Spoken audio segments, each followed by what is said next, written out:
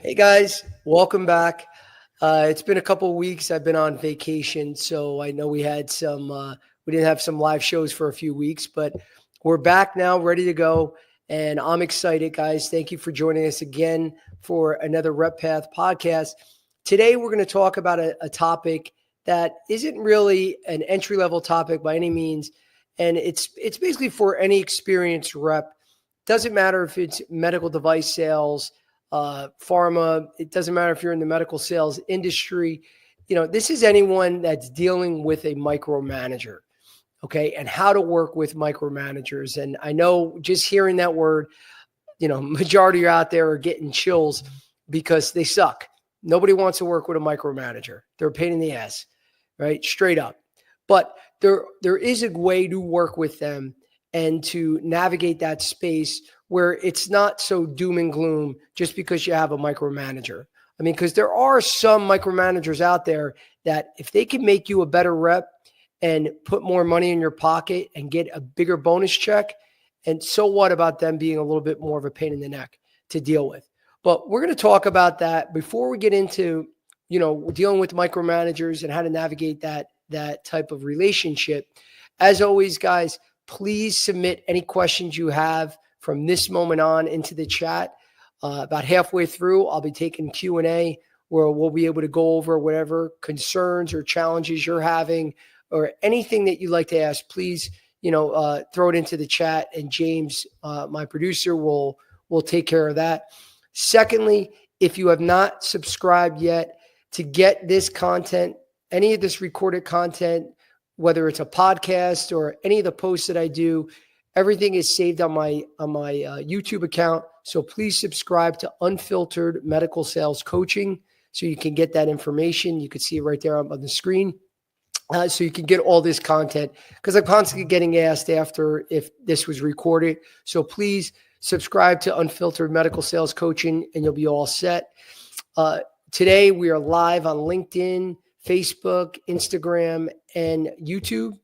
And we're also on every podcast platform, known to man, as always. So to jump right in, guys, micromanagers. All right. I've had plenty of micromanagers in my day. I've had a lot of managers throughout my career. I'd say 99% of them were outstanding individuals. I really did. They all brought a little something different to the table that helped me become a better salesman. So some I worked better with than others. Some were challenging. We butt heads a lot, but it's still, at the end of the day, you did move forward. There are a couple out there that I didn't work well with, and I didn't enjoy working with. And basically every time I had a ride along or had a meeting, I'm sure you guys have been there. You like pray for something to happen so the meeting gets canceled. I worked with certain managers that when they called me the day before and said something changed in their plans and they had to move me to another day, I was, doing cartwheels because I couldn't stand working with these individuals, So, and a lot of times it's dealing with that micromanager. We've all been there.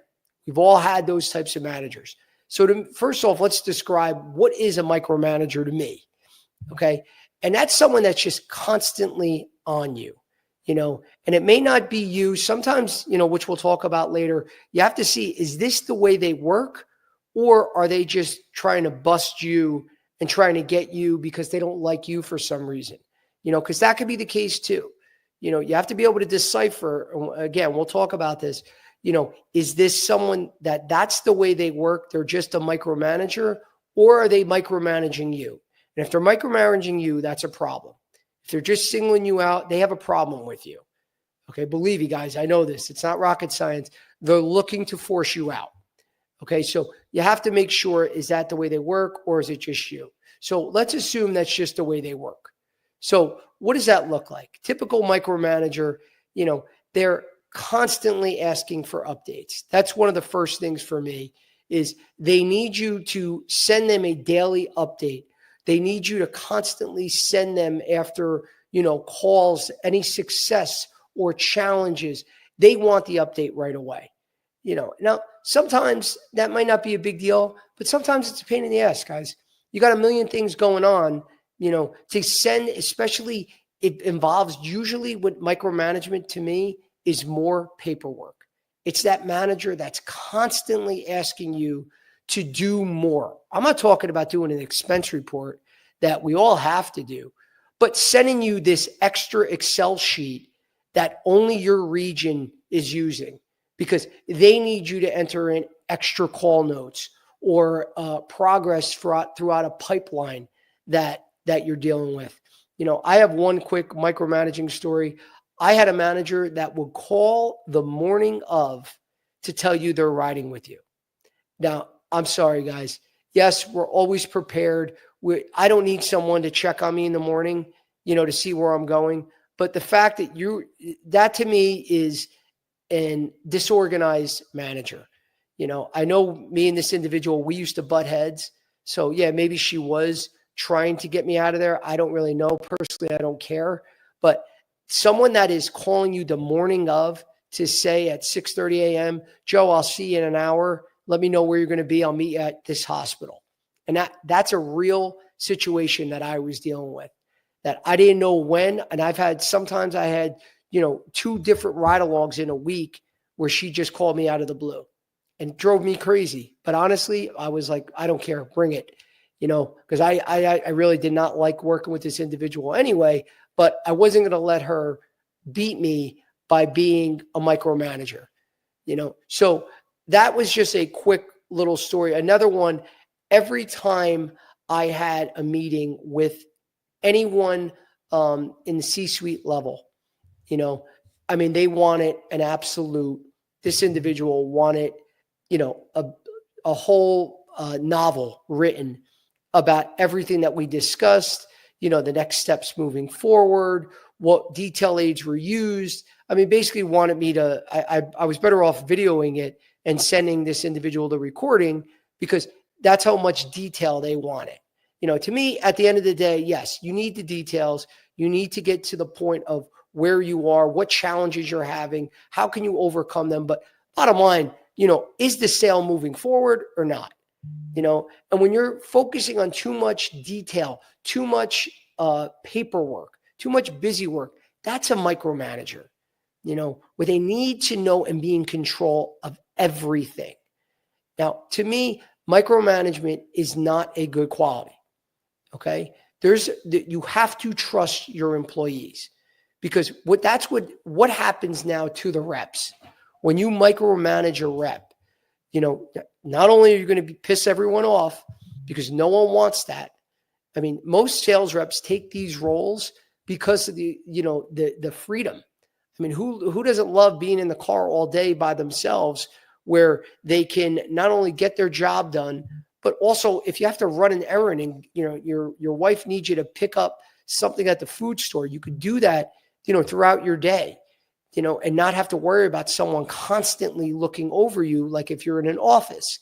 So most people take this job for the freedom. So when a micromanager does that and creates this type of environment, you're going to piss everyone off. Okay. You're going to reduce their confidence that you have as a sales rep. That's how I would feel. If you're watching everything I do and constantly on top of me, you're going to make me feel that you're not confident in my abilities, so it's very demoralizing to the team because they're not going to have that confidence and they're going to be upset. So it just doesn't make sense to me to have that type of approach. Okay. If you're hiring well, then you got the right people in place. So don't make them feel like you have to watch over every move they make. But you got to understand though, guys, in fairness, why does this exist? Why are there micromanagers out there? And sometimes it's really not their fault. And I know you're going to see it, go, Joe, you're defending a micromanager. And yes, I am. Even though I hate that type of work style, but they exist for a reason. And again, this sometimes comes from the company demands. They have bosses too, guys. And sometimes they are being micromanaged themselves. And this is, we're through an organization where an organization gets themselves into trouble because sometimes when you have a couple of leaders up top and you have certain methods that you're using, it's going to trickle down. And you don't want that kind of culture within an organization where everyone is on edge. Okay, that's no place to be for an organization. But this is a reason, though, why micromanagers sometimes exist, because they are being hit with timelines and demands that are pretty much a lot of times are unattainable. So if you have an unattainable number, you're going to start just getting on every little aspect of your employee's day to micromanage and totally be on top of.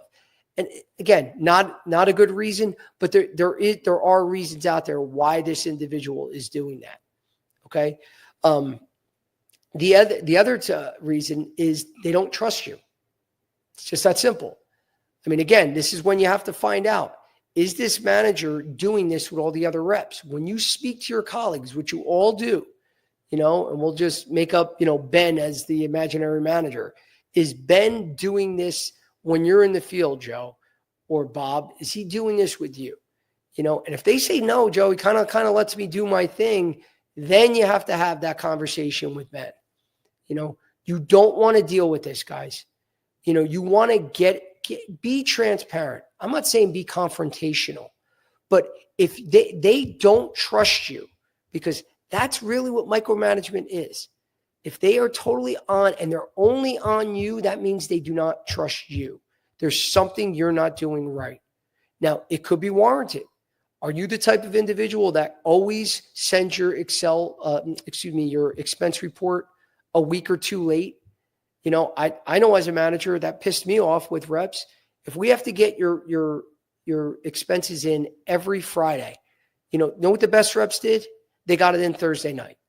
Every Thursday, I knew on the clockwork, certain reps, they would have their expense report done.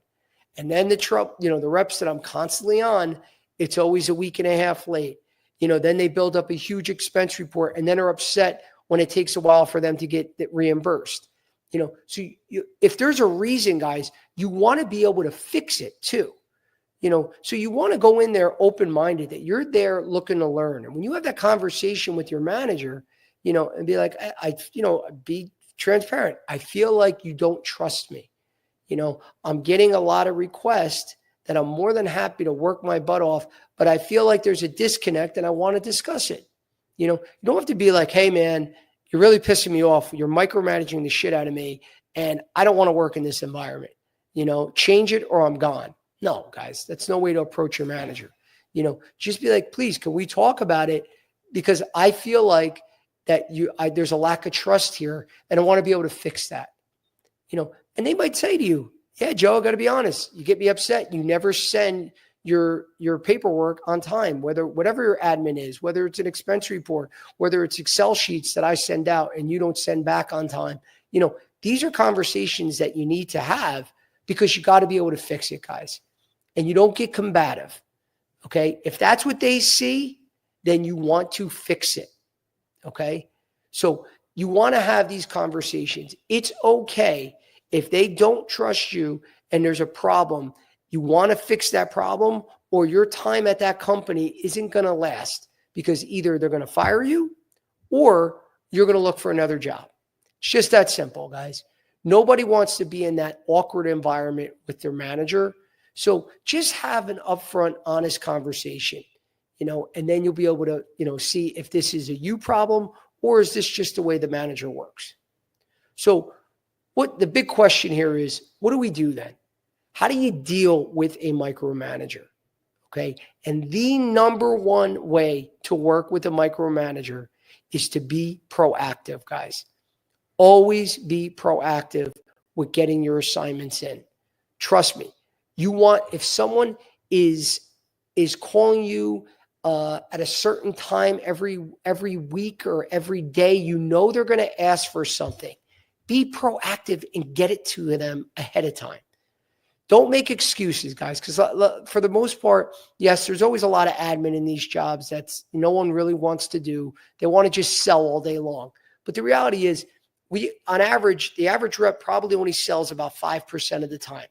The rest is traveling. The rest is research. The rest is just trying to get through the door. Parking your car, walking into the hospital takes time. All these things, admin, all this stuff takes time. So you're only selling only a fraction of the time. So make sure that you're doing all aspects of your job well and in a timely manner. Because when you do want to get promoted and you do want to progress in your career, any sales leader needs that skill. Okay. The best sales reps don't actually turn out to be the best managers. I mean, sometimes they do, but a lot of times the most organized individuals are the ones, especially if you're a VP and you're looking for another regional sales manager. Joe can have the best numbers in the region and crushing it, but he's that guy that constantly doesn't send his work in on time. He's constantly 3 weeks behind in his expense report. He formats his Excel sheets differently than everyone else does. So now the manager's constantly having to change that. Basically, Joe is an administrative nightmare, but his numbers are great. That's not the individual that typically is going to be picked to lead a team. The one that is always on time, that's always getting the reports done, that is doing everything asked of them and is being proactive. Don't wait to be asked to do a task. Make sure you're doing it before they have to reach out to you. So you want to have a conversation with your manager, especially if you're in this, weird place where you don't know if it's a you problem or what they want, but you want to sit down with them and find out exactly what they want, when they want it. Because a lot of times these things kind of spiral out of control where you're dealing with a micromanager and you're like, I really don't even know what the heck this guy's asking for. Most of us, don't sit down and go, okay, let's try to find the disconnect. What exactly do you want? When do you want it? How do you want that sent over? And it's something simple. I mean, as a manager, if you could show them that you understand that that's annoying to them and you're going to fix it. For instance, if I had certain Excel sheets that I would send out and I would want them to title it with their last name first, last name, the title of the spreadsheet, and the date. That's it. Now I would get guys that would just send the date. They would just put their name. They would just put the title. They didn't follow the format. Now, a lot of times I'm so busy, I just change it quickly and save it. But the reps that really were on their shit would have conversations with me and say, hey, Joe, I've been sending it this way. How do you want it? Vic, thank you for asking. Actually, this is the way I do this is how I do it. So if you can, it makes my life easier. Just something that simple makes me appreciate that rep even more because it shows that they care how I want things done. Okay. And all it is a conversation, guys. It's not hard. So make sure you're aligning the expectations with your manager because then you guys are on the same page and that will reduce, it won't feel like micromanaging. If someone has to constantly tell you that you're doing things wrong, you might think that's micromanaging, but it might just be you that you constantly aren't listening. Okay. So you want to have that upfront conversation. Now, if you're doing all the things that this individual is asking of you in a timely manner, and then they're still always on top of you, again, that's time for another conversation. We have to have a very transparent sit down with your manager to say, okay, I've done everything that you've asked. Where else is the disconnect? And then have that, deeper conversation. But for the most part, if you're proactive and getting them those reports, getting them whatever they ask ahead of time, you're going to minimize majority of that micromanaging. I'm telling you guys, I mean, a lot of you on the weekends, I was like this too. Weekends were my time. Unless I had an emergency from a doctor or a patient, I was not answering my calls. I want it to be, family, friends, having fun. But if you spend an hour on a Saturday or a Sunday morning, I mean, I'm a big football fan. Nothing is going to interrupt from 9 to 10 a.m. on a Saturday or Sunday. Even if you're going to church, doesn't matter what it is. You have an hour that you could put aside that you could just get organized for the week. If there's a couple emails, couple reports that your manager wants on a Monday, send them on a Saturday or a Sunday. It's going to go such a long way. and it also shows that you're thinking about your job on the weekend too. Where it's, again, I'm not saying you have to be a workaholic and just work 24/7, but it shows that you're on top of your shit. So do that. Spend 1 hour a weekend if you haven't already. And I'm telling you, it's going to make your administrative skills, just dwindle compared to waking up on a Sunday morning with a little bit of a hangover. You feel like crap. And now you got a call at 7 a.m. and your manager wants to know, where's that report that I asked for? Get all that stuff in, guys. It's going to make your week go so much smoother. It's going to start out so much smoother, and you're going to get into a good routine. But at the end of the day, it's going to minimize that manager calling you. Okay, so that's whether you have a micromanager or not, to be honest with you. Put that hour in. That's for you, not even for your manager. It's to make your life easier. Start doing that now, because it's going to help you throughout the week. I would always, when you're dealing with a micromanager, anything you want to document. Okay, because again, you have to worry about your careers, guys, because I know this is not like the friendly talk about, all the positives of medical sales. This is real. You have to cover yourself. If you're just the type that is calling a manager and you called them 5-6 times and they're not getting back to you, and you're in a bad situation with this manager, I mean, I've seen it, guys. I've learned from mentors in my past that you want to get documented on email, where if you need an important meeting, I'm not saying every little thing. I mean, of course, it's easy to text your manager, hey, great call before, Dr. Jones committed to a trial for next week or whatever update. I'm okay with that. But if there's important meetings that you are requesting him or her to fly out to, or you want to sit down and have a meeting with them for important, situations with either in your territory or with you personally, anything, get it over email.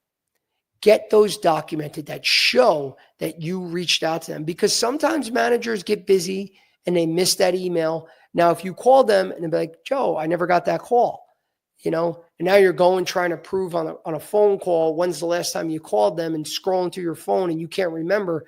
At least with an email, that's documented. It's clear as day. You sent it at 3:15 on Tuesday.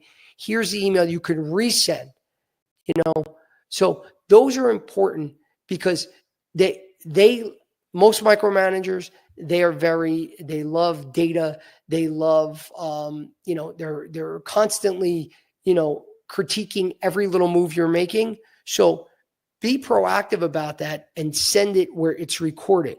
So that you're covering your ass, basically. So that's something to do, though, guys. You want to make sure that you want to have this stuff documented, especially if it's something that you feel that manager's targeting you.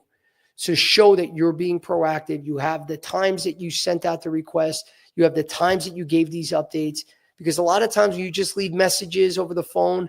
Sometimes it's forgotten, and sometimes there's really no way to prove when you called or when you did that. It's just easier over email, guys.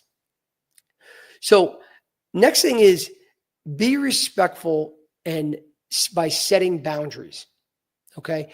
And that's part of that transparency conversation that you're having with your manager, where you want to sit down and ask, like, hey, when do you like me to send these by? At what times, are you unavailable? How do you like me to contact you? All those things you want to have, where it's just like dealing with your customers. If your customer is asking you for a certain method of, don't email that to me, Joe, just text me. Or when people actually did send faxes, sometimes people just wanted the fax. I mean, whatever it is, whatever they want, that's your job to accommodate them. Your manager is still one of your customers in my book. So treat them just like a customer. And you're going to see that your manager is not your babysitter, guys. A lot of people, you look back like, oh, my manager will help me out. My manager will handle that. Like, no, you want to be in control. And when you treat your managers like a customer, that's giving them more respect and the time. Just like you value your customers' time, you should do the same with your manager. So if they have certain ways that they want things sent to them, just like I was saying about the way I want it titled on a spreadsheet, if you can make their lives easier, it's going to help your relationship and show your attention to detail, guys. So do that. But you got to have those conversations where you set the boundaries, from jump. Okay. And the last thing to do is anticipate their needs. That there's nothing better than that. If you've seen any, I'm going to embarrass myself, but I don't care. One of my favorite movies actually is The Devil Wears Prada. And I know people are going to be laughing their asses off with that. But in the movie, there's a scene where Anne Hathaway's character is working for Meryl Streep, and she has to get this Harry Potter book. And so Meryl Streep was basically giving her a challenge to get this manuscript for her grandkids or for her children. Long story short, throughout the process, she thought she was going to fail. She not only wound up doing it, but then she went like 3 steps ahead and anticipated what she wanted from her. And she already got the books to the children when they were like going to their grandmother's house or whatever was already sent to them. Whole point of that, though, was she impressed her because she anticipated her needs and got to it before she had to ask. So if you start becoming one of those reps where your manager, most of us know this. When you're working with a manager, you're anticipating, what they're going to ask for after a few times. So don't wait for them to ask. They don't have to do that, guys. Why torture them and make them go through those motions? Just send it to them. Do it ahead of time. Like I said, if I want something on a Friday, why are you waiting till Friday when you could get it done on a Thursday? I'm the type, I want to crush it off. If I have a laundry list of things that I need to get done, I want to check it off, erase it off my calendar, and move on to the next thing. You don't want that thing lingering there. So if you have the time to get something done, just get it off. Clean your slate. You're going to be a much better rep by doing that, because the job is tough enough. It's hard enough to convince doctors to use your products. It's hard enough to get them to switch from someone else. That's what you really want to focus on. So all these little tasks, don't let them linger. Just get it done. But anticipate the needs of your manager and send the request before they have to ask. You're going to see it's going to be great, because it minimizes that micromanaging that someone, make them not be able to micromanage if that's possible, if that makes sense to you. And by being proactive and anticipating needs, those are two of the fundamentals that will minimize that micromanaging from a pain in the neck manager. Okay. So, next thing is getting back to, we talked about the manager really pressing you, and is it a you thing or a management style? And if it's a you thing, and now you've done everything, you've had the conversations, you've had the transparency conversations, you ask what their needs were, and you're meeting them. You're doing everything possible, and they are still a pain in the neck, lack of another term. They're just still totally all over you, right? And so it's like there's nothing else that can work. Now it's like, okay, now what do we do for the next step? Now, me personally, I like just being very direct with whoever it is. I don't care if it's my manager or not. I want to have a conversation. I would have one last conversation, and get that on record, because after you have that meeting, send that email. Again, email is powerful, guys, because when you're dealing in these situations, you want that transparency. So you want that recorded. Here's what we discussed. Here's exactly what we said moving forward, just so we're on the same page. Just wanted to get over, this recap, so it's recorded. Okay. But if you're still not going anywhere, guys, you have two options. You either can go above your manager to their boss, which again, if you're getting nowhere, they don't give you any option. So you can do that. Or, unfortunately, it's time to look for a new job. Okay. You could take the third route, which is going to HR, filing a complaint, basically, ratting your manager out, which if you want to do that, that's not the approach I would take. I'd rather be very transparent with my manager, or go to their boss and say, I'm not getting anywhere here. how can we navigate this situation? And maybe the three of you could sit down where you have someone else that's listening to them. Don't be afraid, guys. The worst thing you want to do is be afraid and say, I have to deal with this. That's my boss. Do not be afraid of anyone in this industry should make you feel nervous or uncomfortable. Like every time you're working with them, if you're cringing every time you have to work with someone, that's a bad situation, guys. They should be there to help you.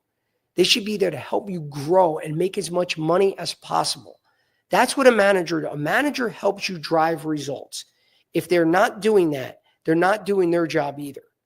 Okay, so if you're in an uncomfortable situation where you just feel terrible every time, you got to nip that, guys. So my two approaches: either speak directly to your manager, not working, get their boss involved. Don't be afraid, well, if I go to my boss, then I'm in trouble. Who cares, guys? Don't be afraid, okay? Because most managers, they don't want that. It might piss them off, but so what?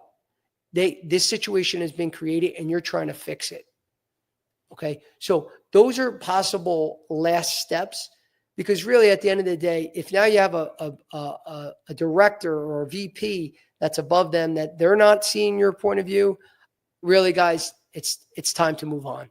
If you can deal with that and you want to deal with that, great. Most people don't want to deal with that. There's other jobs out there. There's a lot of great companies. There's a lot of great managers. You don't want to put up with that for a lifetime. That's no way to live. But we're going to take a pause right now, just because I have to take a drink of water, and we're going to see if we have any questions from the audience. James, do we have anything? We do. We have a couple questions coming in, but at first I want to comment. Really, Devil Wears Prada is your favorite movie? I know. I said it's one of my favorites. I'm actually excited for the sequel that's coming out soon. I almost, if you weren't in a good flow, I was going to jump right in and say something. But I don't care if I'm getting busted. But it's a great movie. Have you ever seen it? No, I haven't. But I thought it was a chick flick. Yeah, Nick has seen it. He won't admit it, but of course Nick has seen it. Let's be real. How do you not take micromanagement personally when it feels like the manager doesn't trust you? Well, again, like I was talking about before, you have to see if they're doing this with other people. So if you feel like, oh man, this guy's really on me all the time, and I mean, number one, have a conversation with the guy, excuse me, or whoever your manager is, have a conversation with them. But also, you're going to be talking to your teammates, and they could just say, Joe, that's just the way he is. He doesn't mean it. And you'll find that if that manager is really not after you, because again, micromanagement could be viewed two different ways. If they're doing that with everyone else, then and it's bothering everyone, then start, say, guys, let's have a meeting. Let's bring this up on a conference call. And they're not going to want to piss off the whole team, guys. It's just like a politician. Yeah, they don't care if a few people don't like them, but if the masses don't like them, they will change because they're going to be the ones that are gone. Okay. I mean, I actually had that instance years ago, and I wouldn't go to the company, but basically I had a friend in HR and said, Joe, if you get everyone to, put a complaint together, the company will never go against the masses. And I just wouldn't do that. I decided to have a conversation with the manager and be more direct. And then we had a conversation with the team, and it wound up getting worked out better than the way the individual was. That individual wind up not staying with the company anyway. But if you get the team together and it's a problem for everyone, then things can be changed. But if it's just you, then you got to figure that out yourself, because odds are that person is micromanaging you because you're not doing your job. They don't like to just single out people that are doing well and are making, hitting their number, doing all their admin work on time.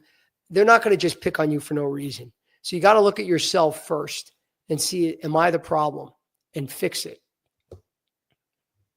Do you think potential clients pick up when a rep is being second guessed by their boss? Well, if I've been there before too, if a manager does that on a sales call in front of a customer, that's just awful on the manager's part. Now, there's ways that managers can be there to help a rep where the rep was screwing up and either not being able to answer a challenging question or just didn't have enough information, where they, sometimes reps, they get a little tongue tied. They don't want to admit, I really don't know that answer. And they start talking in circles, and the manager's there to correct them in a nice way, then that's fine. But if a manager is openly, telling, showing that doctor that this rep is not doing his job and he's upset with them, I mean, that would just be terrible on the manager's part, because that rep has to go back there over and over and over without that manager. And if that doctor is viewing that rep as someone they can't trust, then it's going to hurt the company. So that would be stupid on the manager's part. I think that most managers are good managers out there, that they would just help the rep, get them to be able to answer that question, so next time they're good on their own. But they should never make that customer feel that this rep can't be trusted, because that just hurts everyone. Click your phone. We can hear the vibrating. Sorry. No, you're good. Do you think micromanagement is worse in pharma versus medical sales? Yeah, I would say pharma.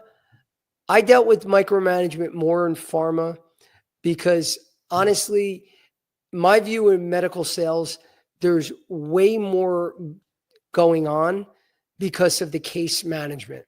So, for instance, most reps on the medical device side are covering cases. They're not just selling all day long. I mean, there's probably some jobs out there, but like I was saying in the call during the podcast, it's on average about 5 to 7% of the time where you're actually selling. So, for instance, when I was working at Boston Scientific or Stereotaxis, we were in cases at Boston Scientific. Sometimes it could be a few hours. At Stereotaxis, sometimes it was up to like 12, 14-hour cases. I mean, there were some really long cases out there. So you're busy doing real clinical work, where they can't constantly just unload a lot of administrative work on you, because you really don't have the time because of the covering cases and being with physicians. I mean, that's the most important time that you're with them, is during a case, because you've got a lot of selling time, a lot of face time.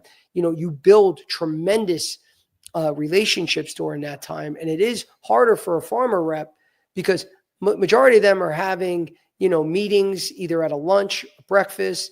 They're, seeing doctors for a few minutes at a time. They're not spending a couple hours during the doctor's office hours and just shadowing them and asking them questions all day. I mean, no. So they have more time. Give me 1 sec. I just got to plug my battery in. Sorry.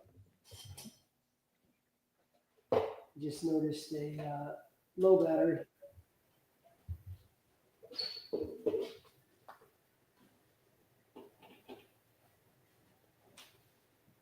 One more thing we got to add to Joe's checklist. Yeah, sorry guys. I actually charged it too, and I didn't realize that we got low again. All right, we're all good now. So, what was I saying with the? It was the pharma versus. Oh yeah, pharma.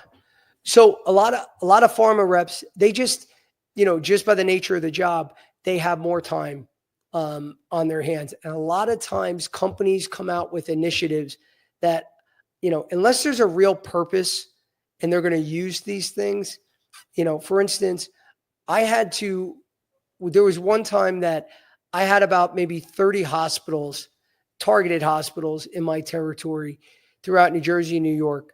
And they had this master spreadsheet that they wanted every department filled out with every name of every nurse, every physician, where they were throughout the pipeline. And it was so crazy, the amount of administrative work, that at the end of the day, you're like, well, is this going to help us sell more? Is this going to actually bring more prescriptions in and bring more revenue in for the company? Is this helpful?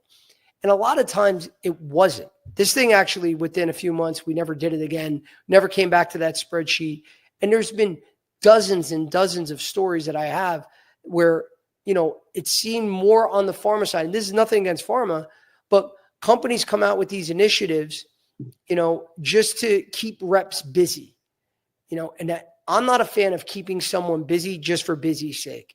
If there's an admin, if there's a spreadsheet that takes a long time, but once it's done, it provides such valuable information that's going to help you sell, then I'm all about that. But a lot of busy work and a lot of that micromanaging just to keep reps busy, I did see it more in pharma only because a lot of managers felt that they have more time on their hands where they can handle more of this work.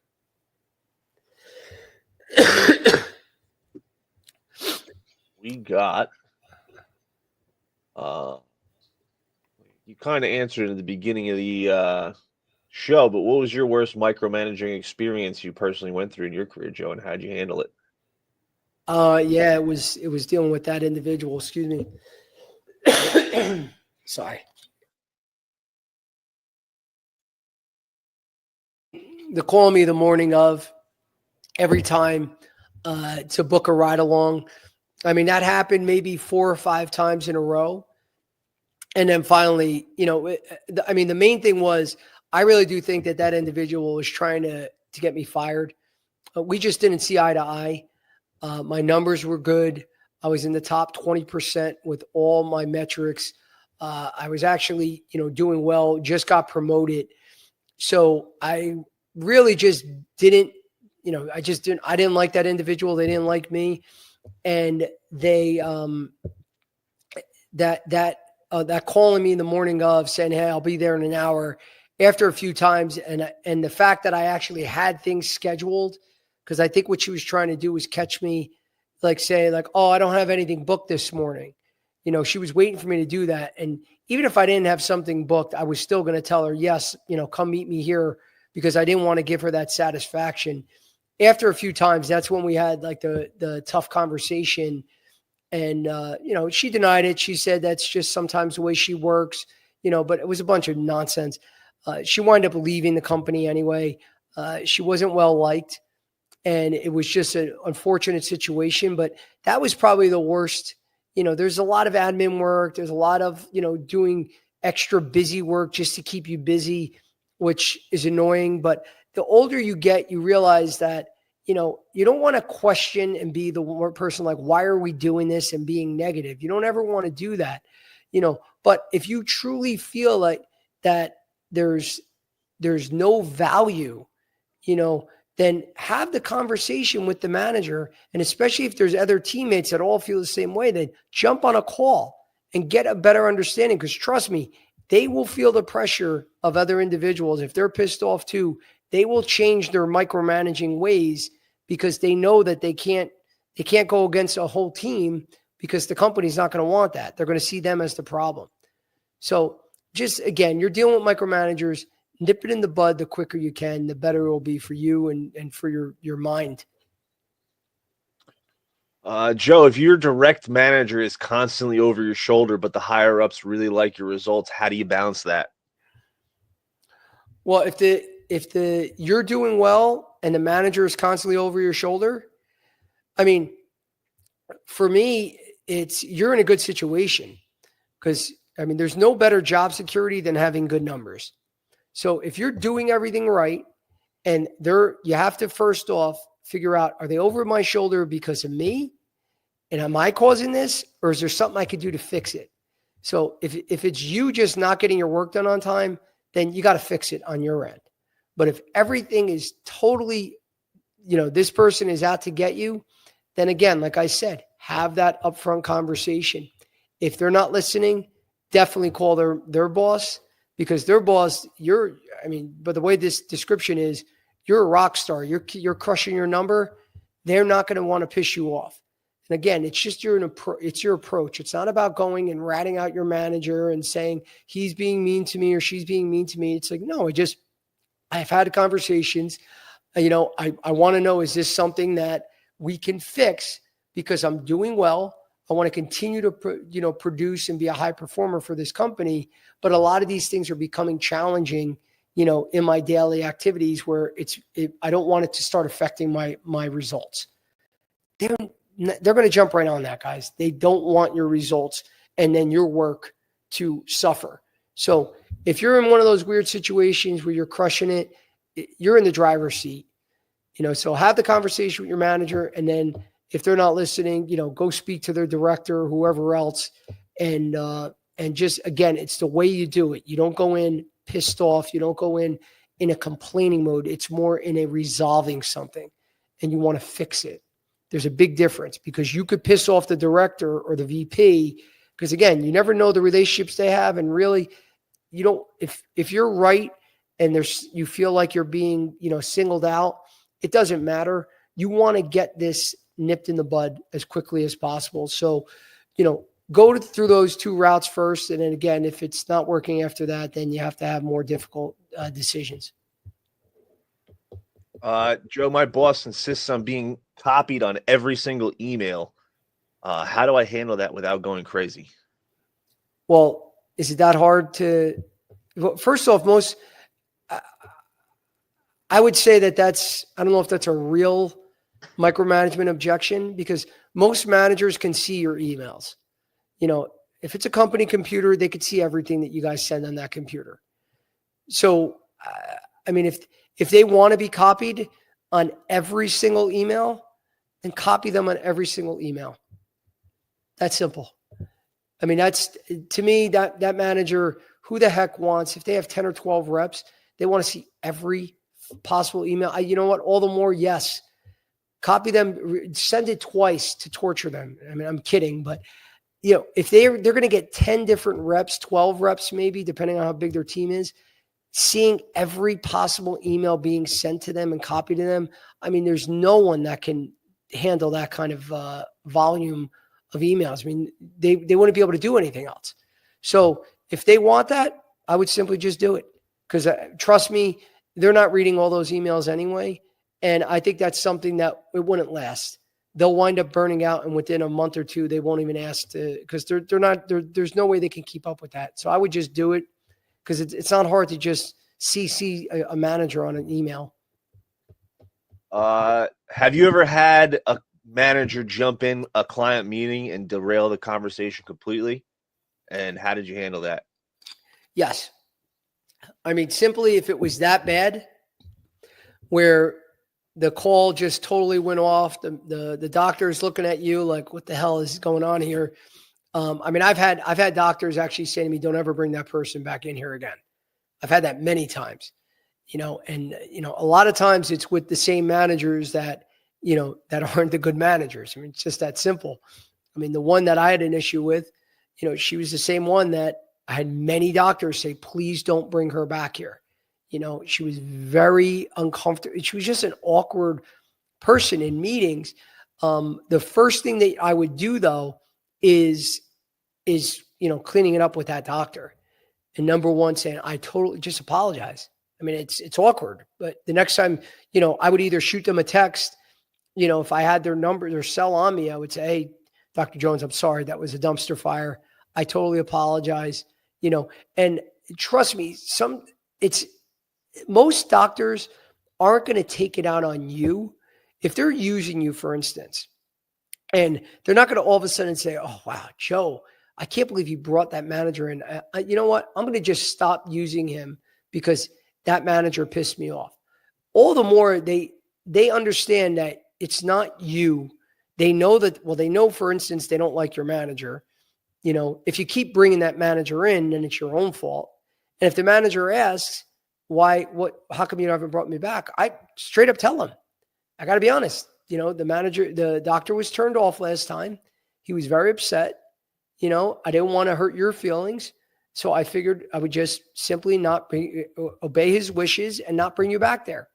Now if they want to fix it, then you can, talk about that later on. But first thing you're doing is just hat in hand with the doctor. I'm sorry. I would never bring that person in if I think it would derail it like that. And most of the doctors, they're too busy, guys. They're not going to sit here and they don't have that much time to really, let this control their day. So usually it's a typical, Joe, that person's a pain in the neck. Please, she was annoying or he was annoying. Don't bring them back. You apologize, you move on, you laugh about it. You don't make it a big deal, but it's not something that's going to derail your territory or your numbers for quarter after quarter. If it does get to that point, then that's when you got to get, your manager's manager involved.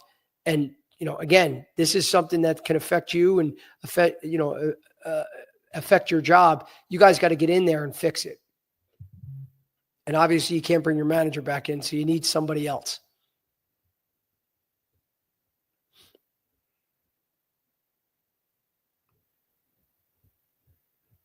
Anything else? Sorry, I was muted. Can trust ever be earned? I had to cough myself, Joe. Can trust ever be earned back once a micromanager has labeled you as unreliable? 100%. 100%. I mean, anything can be fixed. Anyone can change themselves for the better. I mean, the whole point of a good manager is to help you develop. So if they're there, they should be helping you get better anyway. There shouldn't be a one strike and you're out policy. If that's the case, that's a horrible manager. And most companies are not going to treat reps that way. So there's definitely, it's being self-aware. That's number one. And knowing that if you have an issue that it's your fault, fix it. Don't be stubborn. Don't say, I never had this problem my previous manager, or I never had a problem my last company. No, you got to look at yourself first. I mean, you got to take responsibility. That's what a good leader does anyway. For some of you guys that want to be promoted and move on to management, I mean, that's one of the first skills that you need is you got to take responsibility and say, okay, well, what did I do wrong? I mean, that should be your mentality to begin with. It's not someone else is causing a problem. No, it's you first. Look at yourself first. And then obviously, if you're not doing anything, you're doing everything right, then you can, focus it on other areas. But I think that's the key first is looking at yourself. And if there is a problem, fixing it. And that definitely can be, you can change your, the way you're viewed by any manager or anybody, doesn't matter who they are, by proving it. So if you're someone that is known as being late on assignments, and then the next 3 months in a row, you're constantly sending assignments ahead of time, you're being proactive, trust me, that they're going to forget about your previous reputation. So just prove it by your actions, and you can change anything. EGOT. Should you document micromanagement behaviors in case you need to escalate it later? Absolutely. Absolutely. If you feel like you're being targeted, trust me, your gut is usually right. You got to start building a file. I mean, especially if you're reaching out to managers. And I mean, for instance, this is all the same manager. So I don't want you guys to think that I've had 100 bad managers. So we used to have what's called CPRs, coaching progress reports. When we would work with the manager, they would fill out, how you did, in all the different areas. They would grade you 1 to 5. And then they would send it to you first to see if you had an issue with anything. You would have a discussion. But if someone gave you a 2 out of 5 and you're like, why am I a 2?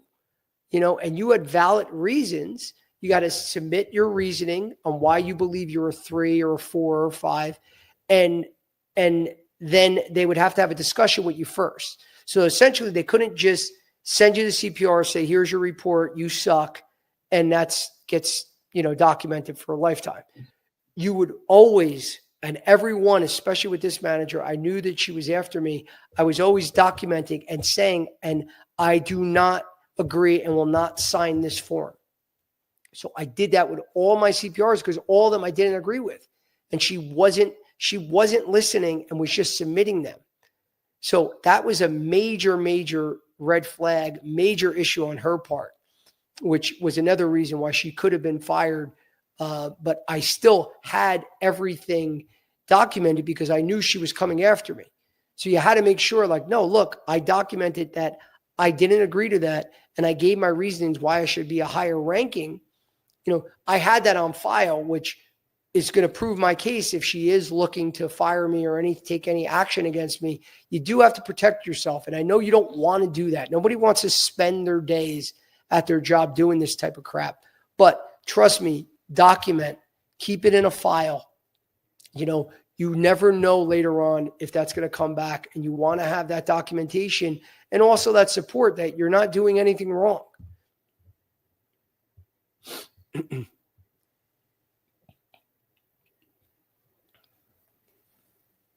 Anything else? I'm sorry. What are some things that I can do tomorrow to push back on micromanagement without putting my job at risk? Two main things. It's really one main thing, being proactive. Be proactive with everything. Find out exactly what they want, the way they want it. Because a lot of times this is admin stuff. When a micromanager is on you, or for instance, if they're constantly bothering you to one of the things that's common in pharma device, is role playing on calls. So managers that want to role play, and you're constantly like, oh, can we just go in there and just, go live? Do we really have to always practice this? Like, these are our reps respond a lot. You want to take the wind out of the sales or manager, say, let's role play. We go in there. I want to role play, before we get into the field today. Before you leave the call, let's discuss that. Do the things that be proactive. That manager is going to do that. Welcome it. Not only you welcome it, prepare for that, guys. Prepare for the role play. Show that you put the work in. Don't just do this just to prove them wrong and show that you can beat the micromanager. No, get better at what you're doing.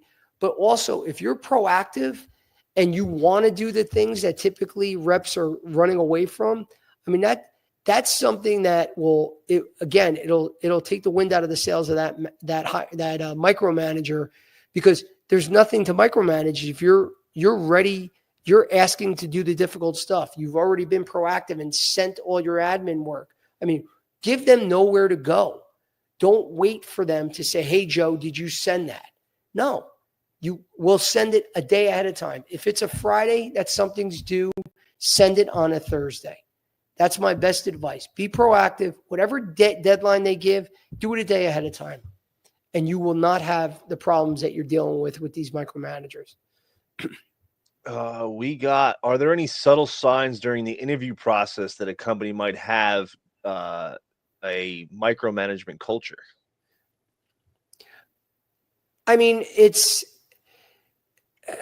that you're going to find out by asking questions during the interview, asking the management style, asking, how do they operate? How do they work with their reps? What are some of the responsibilities, the day-to-day? I would really expect to get the more transparency. And this is why I always teach reps during the interview process. You're going to get a lot of information from the manager, whoever you're interviewing with throughout the process, but you have to be speaking to the reps that work for that hiring manager. They're going to give you the real story. Now, some of them are going to lie to you because they're friends with them, and they're not going to be too mean because they're afraid you're going to go back and tell the manager that. But majority of those reps, they're going to be upfront, and they're going to say, hey, listen, we got a lot of paperwork. And yeah, he's pretty demanding. He's really on top of things. You're going to get the truth, especially the closer you are to getting a role, where you're going to say to yourself, maybe I don't really want to deal with, a manager that's total hell. Because again, it could be a micromanager, and then it could just be someone that's really on top of everything, but it's a great manager. So you'll learn from the reps, is this something that they're going to continue to put up with, or are they 1 foot out the door? And if they're 1 foot out the door, I know we all need to make money, but you don't want to go from having no job into a miserable job. So they'll be able to tell you. So that's the best bet. Have those conversations with those sales reps before you move forward. And that's it, Joe. That's all we got today. Awesome. Well, I appreciate it again, guys. I mean, again, that's basically my closing note. When you're dealing with micromanagers, be proactive. That's the key. Get those reports on time, ahead of time, and look at yourself first, because it could just be you. And if you're speaking to the other reps and they're like, I'm not dealing with that, it's a you problem. Okay. So don't jump to say, this guy sucks. I hate working for him. It's all his fault. No, look at yourself first. And then once you realize that you are doing everything right, you have the conversation with the manager, transparent, because a lot of times all this gets worked out before drastic measures need to be taken. But if you're at that difficult point, you did everything, you even spoke to the manager's manager, and it's still not a fit, guys, just move on. You just got to make a decision. Is this enough where I'm that miserable that I'm willing to leave and go to another company? Or can I deal with this? I mean, that's up to you to make that decision. But none of us want to be in these situations, guys. But it doesn't mean that just because you're with the micromanager that everything sucks and this can't be navigated. It definitely can. And for any of you after the call, if you want to work one-on-one, we have many avenues at RepPath where we can help. We also have the RepPath Academy, which I'm very excited, which has been doing fantastic. We're working with candidates all throughout the country. So we have the option of joining the Academy. The best part about the Academy, guys, is the community that you're in, because especially with these situations, you're dealing with a micromanager, there could be another 10 people in the community that you could discuss that are going through the same thing you're going through.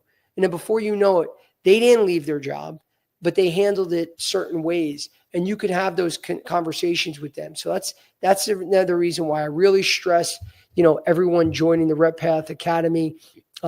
Feel free to reach out. You could shoot me an email, joe@reppath.com, or send me a message via LinkedIn, whatever is easier for you guys. We could jump on an intro call so I can give you more info. We also still offer one-on-one calls to handle a lot of these challenges. And for any of you that is a lobby member or any individuals on this call, please use the promo code Licata, Licata, so you can get additional discounts. Guys, I want to thank you again for joining us today. And remember, guys, every Monday and Wednesday at 3 p.m. Eastern, we'll be doing these calls. I have a great guest, great sales leader on Wednesday, which I'm excited. So hopefully you guys can join us this Wednesday. And I look forward to seeing you soon, and have a great week. Take care.